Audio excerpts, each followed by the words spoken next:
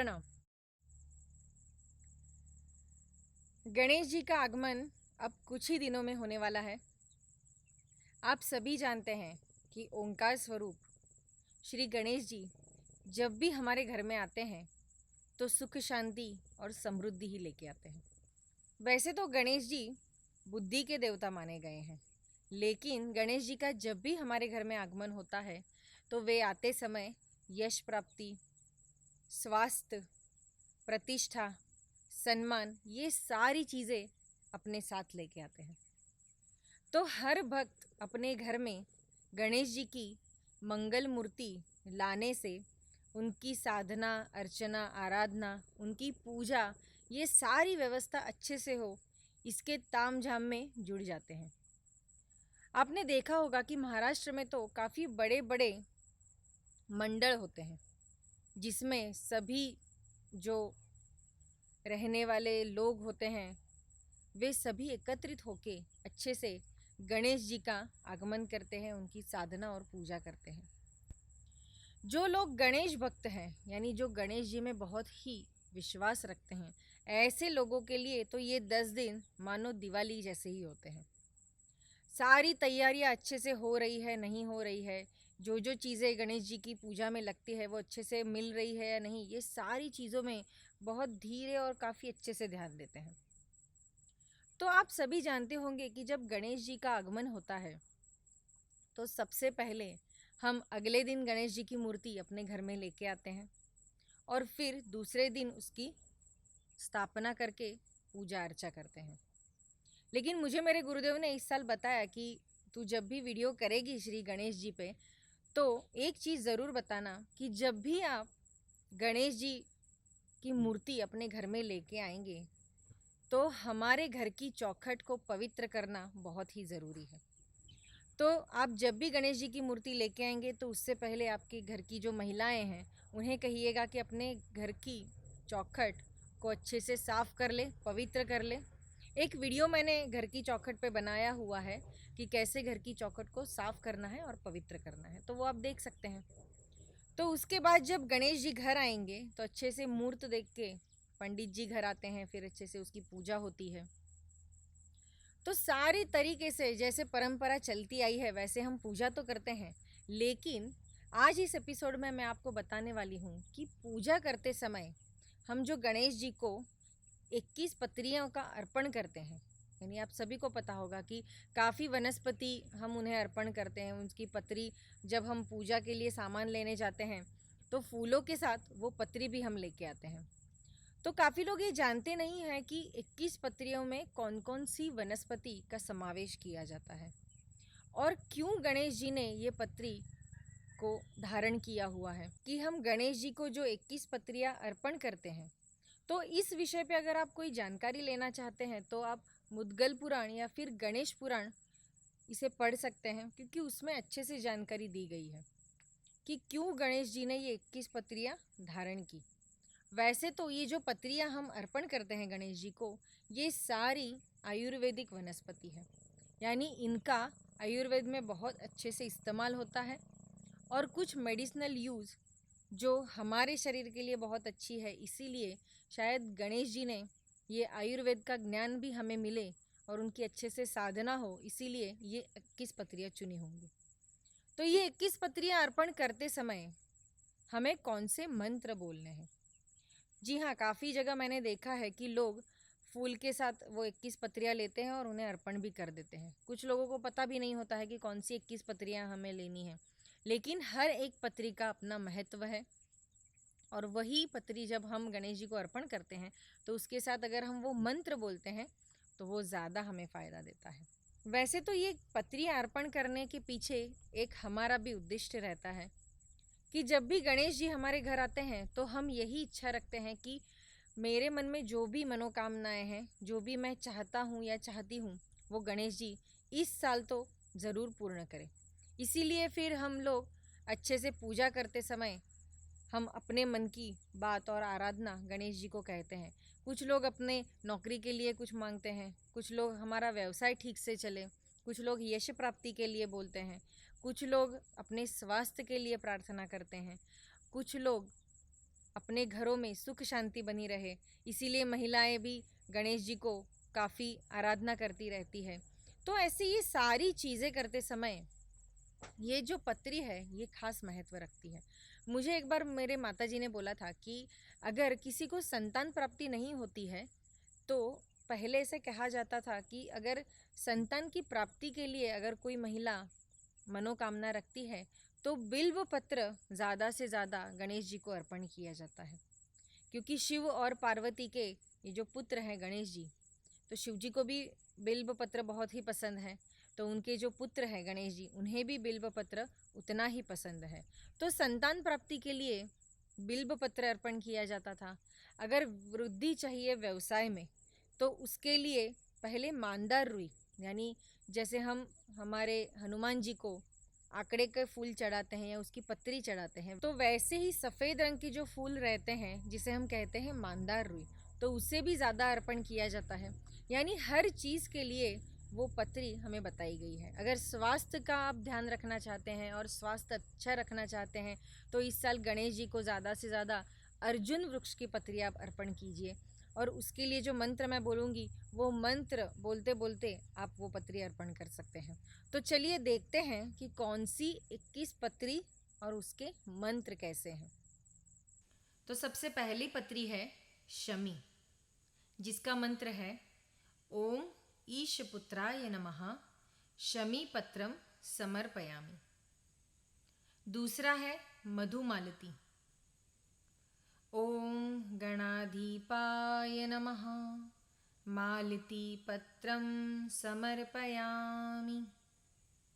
तीसरा है भृंगराज पत्री, ओम उमापुत्राय नमः भृंगराजपत्रं समर्पयामि। चौथा है बेल यानी बिल्बपत्र, ओम अधनाशाय नमः बिल्बपत्रं समर्पयामि। दुर्वा, ओम एकदंताय नमः श्वेतदुर्वापत्रं समर्पयामि। बेरपत्री, ओम इभवक्त्राय नमः बदरीपत्रं समर्पयामि। धतुरा पत्र, ओम मूषकवाहनाय नमः धतुरपत्रं समर्पयामि। तुलसी, कोई भी तुलसी पत्र आप अर्पण कर सकते हैं। ओम विनायकाय नमः तुलसी पत्रं समर्पयामि। अपामार्ग पत्र, जिसे हम मराठी में आघाड़ा कहते हैं, उसका मंत्र है ओम सर्वसिद्धिप्रदायकाय नमः अपामार्गपत्रं समर्पयामि। डोरली पत्र, जिसे हम चिचारड़ी भी कहते हैं, ओम लंबोदराय नमः बृहतिपत्रं समर्पयामि। कनेर पत्र, जिसे हम मराठी में कहते हैं कण्हेर, ओम वक्रतुंडाय नमः कर्णिकारपत्रं समर्पयामि। मांदार रुई, जिसके फूल सफ़ेद रंग के होते हैं, ओम मोदक प्रियाय नमः अर्कपत्रं समर्पयामि। अर्जुन पत्र, ओम विघ्ननाशाय नमः। अर्जुनपत्रं समर्पयामि। विष्णुक्रांता, जिसके फूल नीले रंग के होते हैं। ओम विश्ववंधाय नमः। विष्णुक्रांतापत्रं समर्पयामि। देवदार, ओम गजकर्णकाय नमः। देवदारुपत्रं समर्पयामि।